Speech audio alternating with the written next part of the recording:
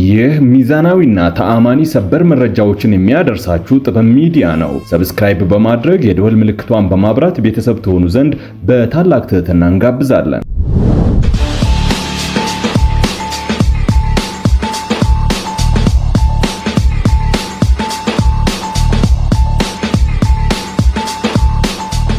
በደቡብ ትግራይ አደገኛ ጦርነት ተጀመረ።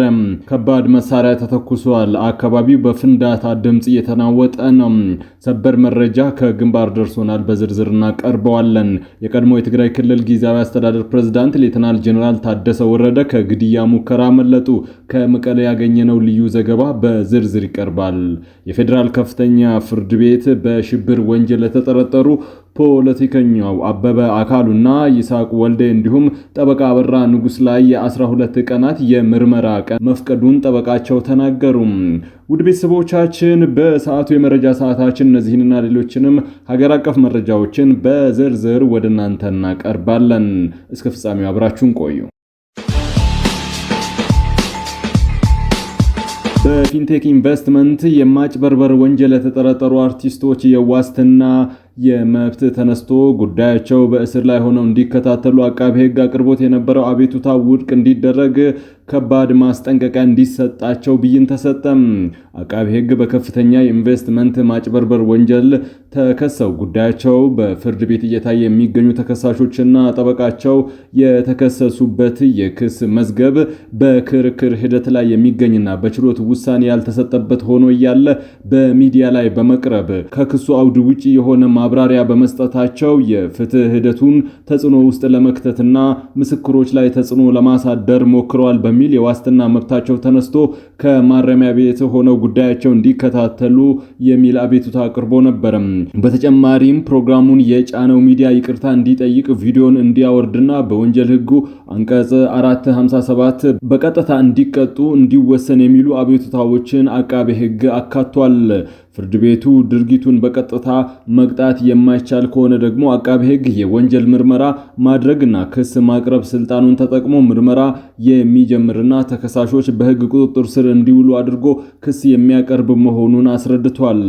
በትላንትናው ችሎት የአቃቤ ህግ አቤቱታና የተከሳሾች ምላሽን መርምሮ ለመስጠት ቀጠሮ ሰጥቶ የነበረው ችሎቱ ተከሳሾቹ የዋስትና መብታቸው እንዲነሳ የቀረበውን አቤቱታ ውድቅ አድርጎታል። ችሎቱ በዋስትና ላይ የቀረበውን አቤቱታ ውድቅ ያደረገው በቀጥታ ስህተቶችን የዋስትና መብታቸውን መከልከል አግባብነት ባለመሆኑ አልቀበለውም ብሏል።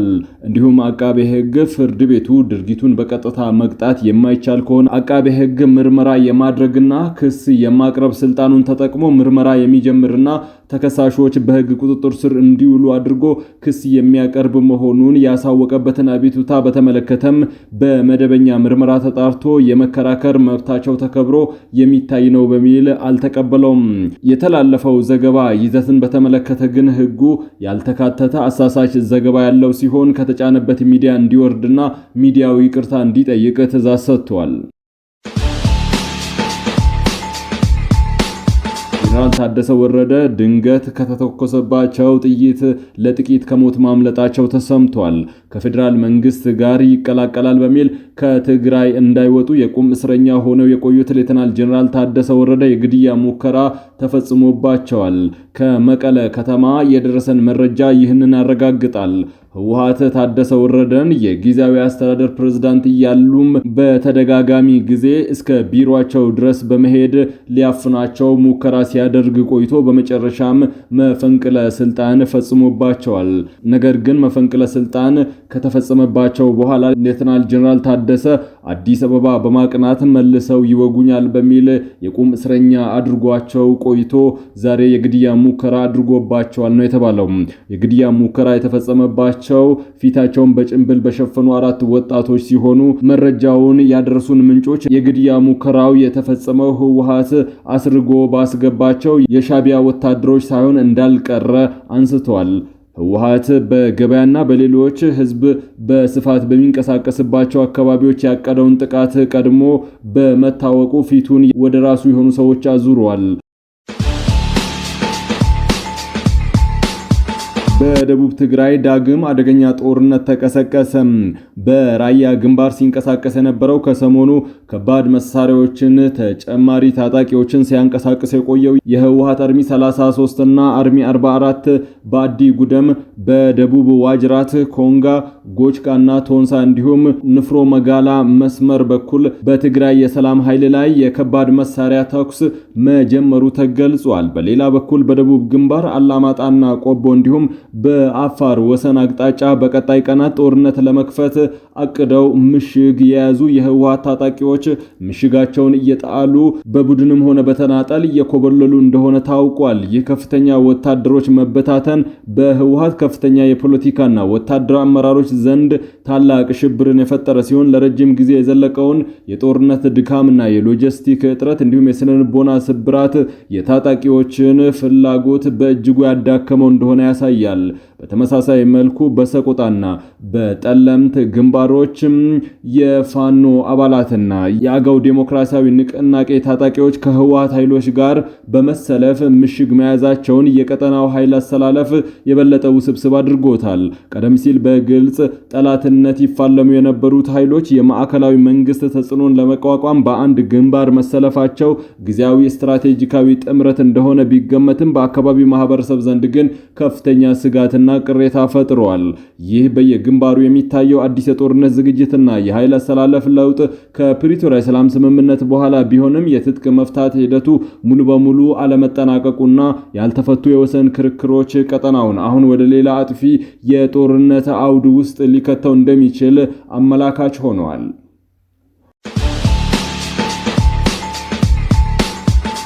በሰሜን ኢትዮጵያ የሚታየው ወታደራዊ ውጥረት ወደ አደገኛ ምዕራፍ መሸጋገሩን አልጀዚራ ዘገበም። ቀጠናዊ ትንታኔዎቹ እንደሚያመላክቱት ከፕሪቶሪያ ሰላም ስምምነት በኋላ በሰሜን ኢትዮጵያ አንጻራዊ ሰላም ሰፍኖ የነበረ ቢሆንም በየጊዜው የሚያጋጥሙ የኃይል ግጭቶችና የኃይል አሰላለፎች ለውጦች አካባቢውን አሁን ወደ አዲስ ስጋት ውስጥ ከተውታል። በአንድ በኩል በወልቃይትና በራያ በጣለምት አካባቢዎች ያሉ ያልተፈቱ የወሰን ክርክሮች፣ በሌላ በኩል ደግሞ በትግራይ ክልል ውስጥ ባሉ የህወሓት አመራሮችና ታጣቂዎች መካከል ያለው የውስጥ ክፍፍልና የትጥቅ መፍታት ዲዲአር ሂደት መዘግየት ለቀጠናው መረጋጋት አለመኖር እንደ ዋና ምክንያት ይወሰዳል ሲል የአልጀዚራ ዘገባ ያትታል። በተጨማሪም በአምሃራ ክልል የሚንቀሳቀሱ የፋኖ ኃይሎችና በኦሮሚያ ክልል የሚንቀሳቀሱ ኦላዎች ጋር ያለው አለመግባባት የፌዴራሉ መንግስት ትኩረትና ወታደራዊ አቅም የከፋፈለው ሲሆን በሰሜን ኢትዮጵያ ያሉ አካባቢዎች ቡድኖችም በዚህ ታክቲክና ስትራቴጂካዊ ለውጦችን እንዲያደርጉ አድርጓቸዋል። አልጀዚራ በትንታኔው እንደሚያሰምርበት የወታደራዊ ዝግጅቶችና የጊዜያዊ ጥምረቶች መፈጠር እንዲሁም ታጣቂዎች መበታተን ወይም መኮብለል በቀጠናው ያለውን ከፍተኛ የህዝብ እንግልትና የኢኮኖሚ ውድመት ያባብሳል። በመሆኑም ዘላቂ መረጋጋትን ለማምጣት ሁለንተናዊ ፖለቲካዊ ውይይት፣ የስምምነቶቹ ሙሉ አፈጻጸምና የሲቪሎች ደህንነት ማስጠበቅ እርምጃዎች ቅድሚያ ሊሰጣቸው እንደሚገባ ዘገባው ያትታል። የፌዴራል ከፍተኛ ፍርድ ቤት በሽብር ወንጀል የተጠረጠሩ ፖለቲከኛው አበባ አካሉና ይስሐቅ ወልደ እንዲሁም ጠበቃ አበራ ንጉስ የ12 ቀናት የምርመራ ጊዜ መፍቀዱን ጠበቃቸው ተናገሩ። አርብ ነሐሴ 1 ቀን 2018 ዓ.ም ረፋድ ላይ የተሰየመው ችሎት የመርማሪ ፖሊስን ጥያቄ የተቀበለው ፍርድ ቤቱ ተጠርጣሪዎቹ ላይ ለተነሳው ጥርጣሬ በማስረጃ የቀረቡትን ቃለ መጠይቆች ላይ የሽብር መነሻ ሐሳብ በማግኘታቸው እንደሆነ ጠበቃው ገልጿል። ሁለቱም የኢትዮጵያ ሕዝቦች አብዮታዊ ፓርቲ ኢሃፓ ፖለቲከኞችና ለተቃዋሚዎች ጥብቅና በመቆም የሚታወቁት አበራ በቁጥጥር ስር የዋሉት ሰኞ ሐምሌ 27 ነበር። በፌዴራል ፖሊስ አባላት በተያዙ ሁለተኛው ቀን ረቡዕ ዕለት በከፍተኛ ፍርድ ቤት ልደታ ምድብ አንደኛ የጊዜ ቀጠሮ ችሎት ቀርበዋል። መርማሪ ፖሊስ ሶስቱ ተጠርጣሪዎች በአዲስ አበባ ከተማ በመንግስት የጸጥታ ተቋማትና በመንግስት ከፍተኛ አመራሮች ላይ የሽብር ጥቃት ለመፈጸም ሲንቀሳቀሱ በቁጥጥር ስር እንዳዋላቸው ለፍርድ ቤቱ ገልጿል። ድርጊቱን ሊፈጽሙ የነበሩት ከህወሓት ከፍተኛ አመራሮች ጋር ድብቅ ግንኙነት በማድረግ እንደሆነ የገለጸ ሲሆን ጽምዶ ተብሎ ከሚጠራው ኃይል ጋር በመቀናጀት ምልመላና ስለላ ሲያከናውኑ እንደነበረም በመጥቀስ ወንጅሏል። በዚህ ጉዳይ ላይ ስራውን አጠናቆ መዝገቡን ለሚመለከተው የህግ አካል ለመላክ እንዲችል 14 የምርመራ ቀናት እንዲፈቀዱለት ጠይቋል። ፍርድ ቤቱ በሶስቱ ግለሰቦች ላይ ያቀረበውን ውንጀላ ለማስረዳት በቀረቡ በተለያዩ ሚዲያዎች ላይ የተደረጉ ቃለ መጠይቆችን የሽብር ይዘት ያላቸው ወይስ የላቸውም የሚለውን ለመወሰን ለአርብ ቀጠሮ ተሰጥቶ ነበር። ፍርድ ቤቱ በችሎቱ ላይ በመርማሪ ፖሊስ የቀረቡትን የሐሰት ፕሮፓጋንዳ ቪዲዮ ሊንኮችን መመልከቱን እንደገለጸ ጠበቃው ሰለሞን ገዛኸኝ ተናግረዋል። ዳኞቹ በቀረቡት የቪዲዮ ሊንኮች ላይ የሽብርተኝነት ይዘት የሚያገኙ ከሆነ ተጨማሪ ምርመራ ቀናትን ሊፈቅዱ እንደሚችሉ፣ ካልሆነ ደግሞ በዋስ ሊወጡ ይችሉ እንደነበረ ጠበቃው አስረድተዋል። እንደ ጠበቃው ገለጻ ቪዲዮዎቹን የተመለከቱት ዳኞች ለፖሊስ ጥርጣሬ መነሻ የሚሆኑ ይዘቶችን አግኝተዋልም ብለዋል። ዳኞቹ በሰማነው ድምጽ ላይ ድርጊቱ የሽብር ሊመስል የሚችል መነሻ ሐሳብ አግኝተናል። በተወሰነ መልኩ የመነሻ ሐሳብ ስላገኘ ለፖሊስ ተጨማሪ የምርመራ ጊዜ መስጠቱ አስፈላጊ ሆኖ አግኝተናል እንዳሉ ጠበቃው አስረድተዋል። በዚህ መሰረትም መርማሪ ፖሊስ ከተጠየቀው 14 ቀናትም ከጠየቀው 11 ቀናት ውስጥ ተጠርጣሪዎቹ ፍርድ ቤት ከቀረቡበት ቀን ጀምሮ የሚታሰብ የ12 ቀናት የምርመራ ጊዜ መፍቀዳቸውን ገልጸዋል። ፍርድ ቤቱ በቀጣይ በሚኖረው ቀጠሮ ፖሊስ ምርመራውን ጨርሶ እንዲያቀርብ ትዕዛዝ መስጠቱን ጠበቃው ሰለሞን ተናግረዋል። ክቡራትና ክቡራን ቤተሰቦቻችን በመጨረሻም የዕለቱን የቢዝነስ ዘገባዎች ወደ እናንተ እናቀርባለን። ዛሬ በዳሽን ባንክ አንድ የአሜሪካን ዶላር 159 ብር እየተመነዘረ ነው። የአውሮፓ ዩሮ 187 ብር ከ2 ሳንቲም፣ ፓውንድ ስተርሊንግ 204 ብር ከ4 ሳንቲም፣ የስዊዝ ፍራንክ 204 ብር ከ4 ሳንቲም፣ ድርሃም 46 ብር ከ1 ሳንቲም፣ የሳውዲ ሪያል 45 ብር ከ1 ሳንቲም እየተመነዘረ ነው።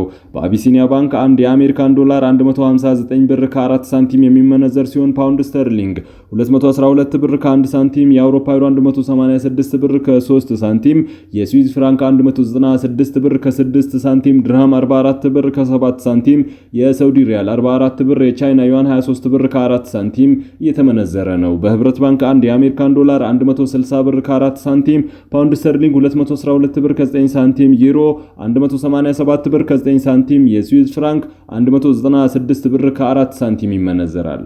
ውድ ቤተሰቦቻችን የዕለቱ የመረጃ ሰዓታችን በዚህ አብቅቷል። ከኛ ጋር በመሆን መረጃን ከጥበብ ስለተከታተላችሁ ከልብ አመስግነን ተሰናበትን። ለቤቱ አዲስ የሆናችሁ ሰብስክራይብ በማድረግ የደወል ምልክቷን በማብራት የቤቱ አባል ትሆኑ ዘንድ በታላቅ ትህትና ጋብዘን ነው የምንሰናበተው። ሰላም።